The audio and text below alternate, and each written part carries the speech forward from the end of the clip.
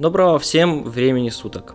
Сегодня речь пойдет об одном очень противоречивом, но стоящем внимания проекте – Индастрия.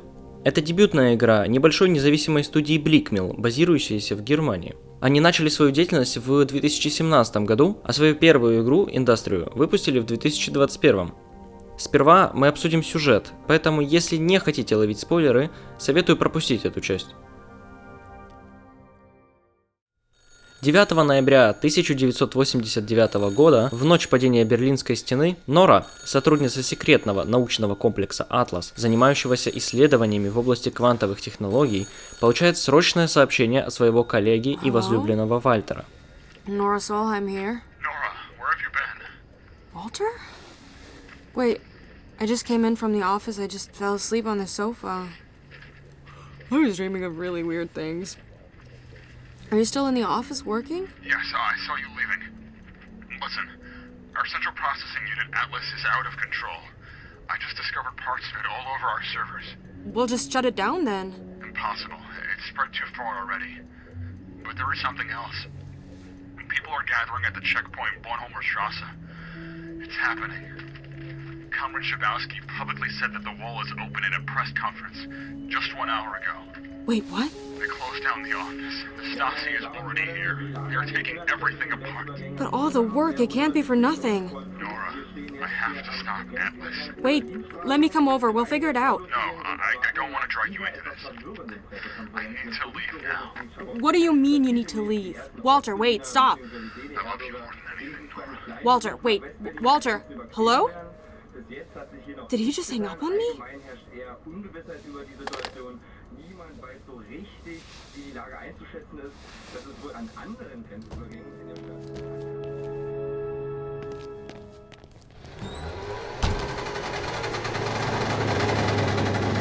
Stasi. Walter wasn't kidding.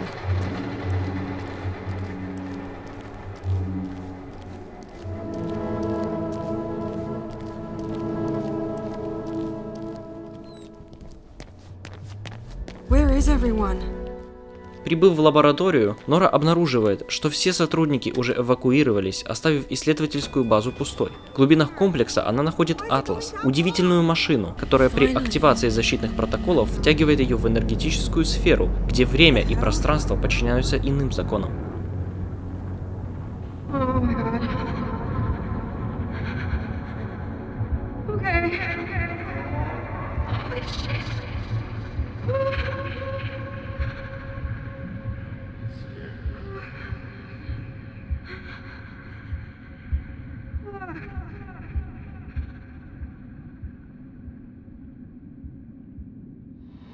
Очнувшись, Нора оказывается в мрачном индустриальном городке Хакен. Город населяют исключительно враждебные машины. Одни напоминают людей, а другие похожие на сторожевых дронов.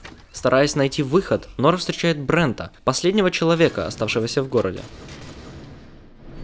I don't know who you are, but if you want to live longer than 5 minutes, you should probably get the hell out of there. По радиосвязи он объясняет, что город Хакен является результатом нападения Атласа. Hello? It's you. You made it up the elevator. Congratulations. В ходе путешествия Нора обнаруживает следы прошлого, заброшенные лаборатории, компьютерные терминалы и записи, говорящие о случившейся катастрофе. Она узнает, что 20 лет назад в этот мир попал человек по фамилии Розенталь, и благодаря его деятельности индустриализация города значительно ускорилась. В итоге его короновали, и он стал главной опорой в борьбе с Атласом. Oh, you asked who Rosendahl is, right? I've got an old, where is it now? Tape recording from the last Industria Festival. 10 years of peace and safety. 10 years of Industria. Walter? Citizens of Hakovic. What? This is your Walter, King wait, Rosendahl. wait. This is our That's 10th Walter's voice. anniversary of holding What's against going our on here? Atlas failed to diminish us. How Atlas failed to did scare you us. know his first We are name? still here, and This we is will the man stay I'm forever. looking for. Where is Enjoy he? this year's fair. Rosendahl. We stand strong against the metallic evil You mean- outside our city walls. You're looking for Rosendahl.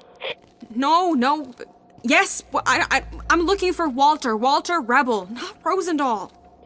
But this is King Rosendahl. Walter Rosendahl. It's his voice, his recording. Even the statue. I don't understand. Брент направляет Нору в ратушу, где она узнает, что Вальтер выехал на поезде за город. Преодолев опасный путь до внешних стен, некогда защищавших Хакен, Нора открывает ворота, прощается с Брентом и отправляется на поиски Вальтера.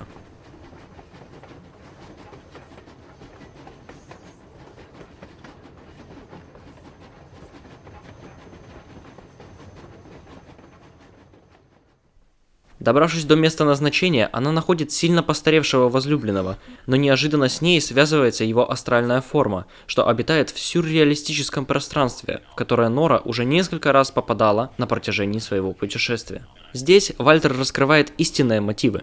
Он признается, что не хотел втягивать в это Нору. Он настолько сильно хотел постичь лимиты своего творения, что оставил свое физическое тело и слился разумом с Атласом. Нора в замешательстве, поскольку слова Вальтера никак не вяжутся с образом человека, которого она знала. В отчаянии она умоляет его не оставлять ее, но кулисы закрываются. We'll see each other again, please. I promise.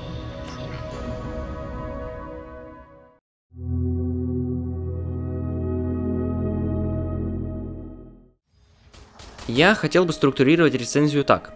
Я разберу все важные для меня аспекты, а также рассмотрю достоинства и недостатки игры, опираясь на личные впечатления.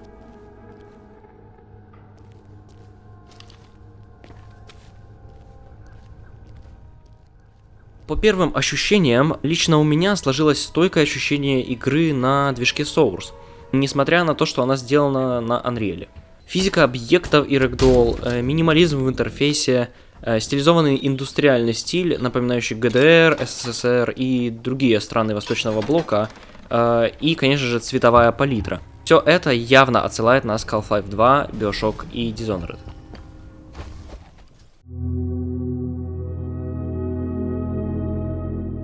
Визуальный стиль индустрии — это эдакая смесь ретро-футуризма и дизельпанка. Ну а блокпосты и насосы явно вдохновлены Альянсом из Half-Life 2. А насчет сфер и роботов я долго не мог понять, что мне эти дизайны напоминают. У меня в голове были образы, и я был уверен, что когда-то давно я ощущал то же самое при просмотре знакомых мне каких-то картин. Все доступные мне искусственные интеллекты просто сломались при запросах, а Google не сильно помогал. А потом я наткнулся случайно на комментарий под трейлером второй части, в котором говорилось о шведском художнике-ретро-футуристе, о Симоне Столенхаге. И как раз таки это его электрический штат я видел 7 лет назад, и он также хорошо передает это стойкое ощущение неестественности и сегодня.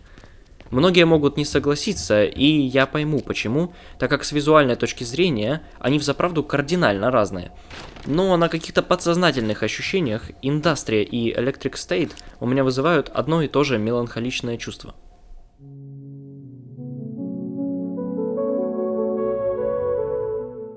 Я не специалист по графике, но, как по мне, она тут слабая.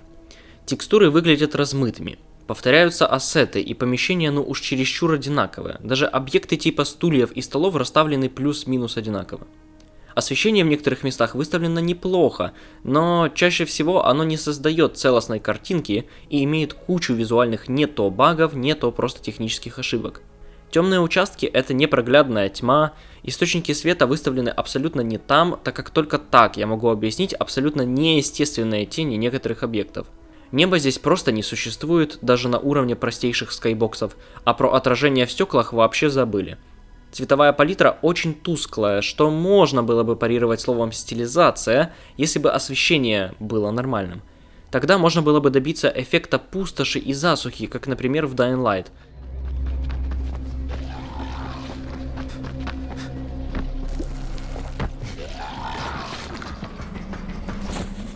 Но единственным спасением в этой ситуации я вижу изменение палитры на более насыщенную. RTX, или же трассировка лучей, присутствует как в виде улучшения света, так и теней с отражениями, но по сказанному выше понятно то, что хорошо выглядит это лишь в 10% сцен. Ну а также просто я не выкупаю прикола с фонариком, который плохо освещает помещение, но при этом его отчетливо видно на улице.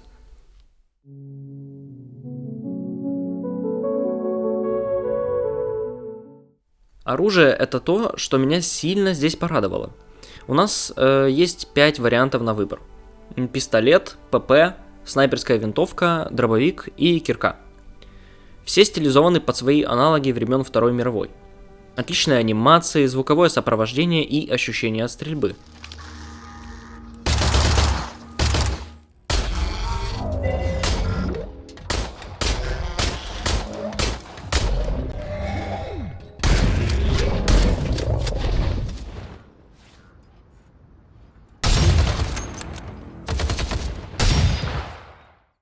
Каждое оружие выглядит и ощущается убедительно. Из недочетов я бы только упомянул запаздывание и размазанность движений, которые нельзя отключить. Но это субъективно.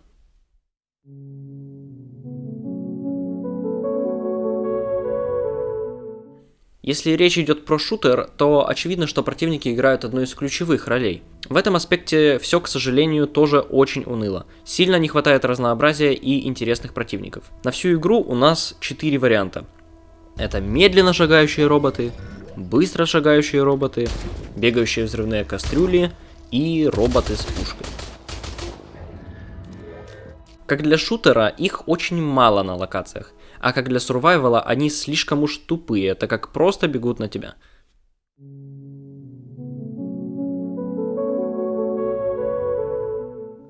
Звук в игре неоднозначен.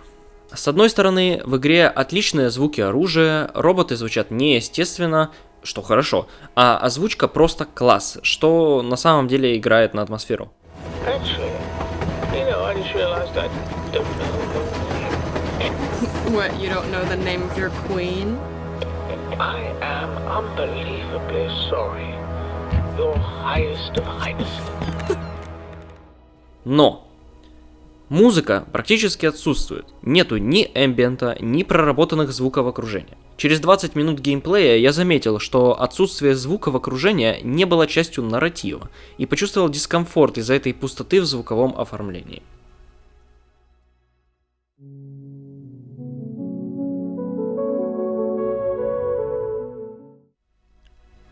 Таким образом, мы с вами подошли к двум самым критическим проблемам. Это баланс и баги. На выбор нам дают две сложности – нормальную и хардкор. Первые 30 минут я играл на хардкоре, а потом по техническим причинам, которые мы обсудим чуть позже, я переключился на нормал. Отличаются они количеством входящего урона, разбросанных боеприпасов и ручными сохранениями через печатную машинку, как в Resident Evil. Правда, патронов все равно хоть жопой жуй, а урона противники впитывают одинаково. Поэтому по факту разницы на чем играть нет, за исключением сохранений, которые на нормале делаются автоматически. И тут мы переходим как раз таки к багам. Первые полчаса мне пришлось переигрывать 3 раза, потому что ручные сохранения исчезли и багались скрипты. Мне просто не давали поставить бутылочку. Поэтому я на всякий переключился на нормал. Я даже падал под текстуры. Правда, футаж я, к сожалению, не нашел. По технической части игра очень сырая, я бы даже сказал, что практически неиграбельна.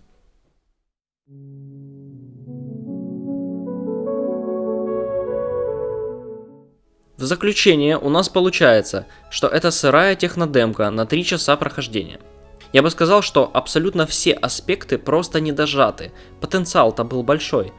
Интересный сюжет с открытым концом, красивые дизайны и классная атмосфера. Держу кулачки за студию Blickmill и думаю, они понимают свои ошибки. Надежда на вторую, уже анонсированную часть. Моя оценка 3 из 10. Не советую играть, но советую ознакомиться с прохождением на YouTube. Ну и вот такой вот получился видос. Честно, запарился я очень сильно, поэтому, как всегда, очень сильно прошу вас в комментариях писать, что изменить, что улучшить, что вам не понравилось. Так как это, самое важное. Ну и всем удачи, всем пока, желаю всем здоровья.